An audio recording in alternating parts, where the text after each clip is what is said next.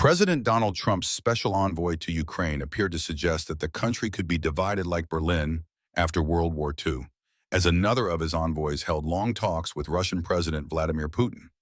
Urged by Trump on Truth Social to get moving on a ceasefire to end the terrible and senseless war, Putin spoke for 4 hours with Steve Witkoff, the U.S. special envoy leading talks with the Kremlin, in the Russian city of St. Petersburg on Friday.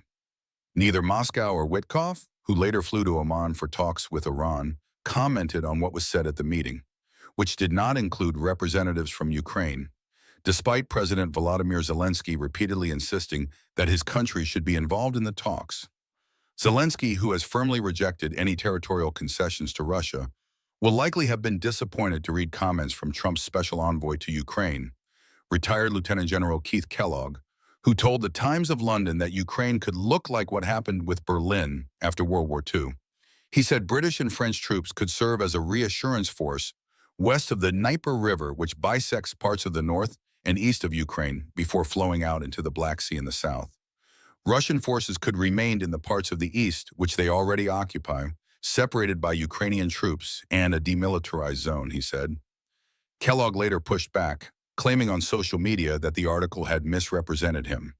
"I was speaking of a post-ceasefire resiliency force in support of Ukraine's sovereignty," he posted on X. "In discussions of partitioning, I was referencing areas or zones of responsibility for an allied force, without U.S. troops. I was not referring to a partitioning of Ukraine." There are clear differences between Kellogg's proposal and the division of Berlin and Germany after World War II. While Germany surrendered to invading armies, Ukraine would, under Kellogg's idea, invite allies into its western territory, without conceding further land to Russia. Still, the reference to zones is likely to have raised alarms in Kiev, reinforcing fears that U.S. negotiations might acknowledge Russia's de facto control of occupied Ukrainian territory. Ukraine has repeatedly rejected any ceasefire or peace deal involving the ceding of land. Meanwhile, Russia's Foreign Minister Sergei Lavrov said in March that the Kremlin would not accept peacekeeping troops from any NATO country under any condition. This isn't the first time suggestions have surfaced that a ceasefire will involve Ukraine ceding territory to Russia. In February, Defense Secretary Pete Hegseth called it unrealistic to expect a return to Ukraine's pre-2014 borders, when Russia annexed Crimea and backed separatists in the east. Hegseth's remarks underlined a sharp shift in policy. While President Biden pursued full Ukrainian victory, Trump has emphasized ending the war swiftly.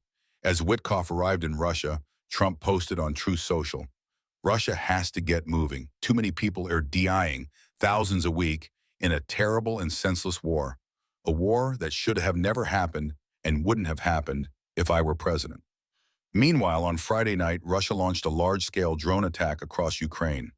According to Ukrainian officials, 56 of 88 drones were shot down, and 24 more were redirected using electronic warfare.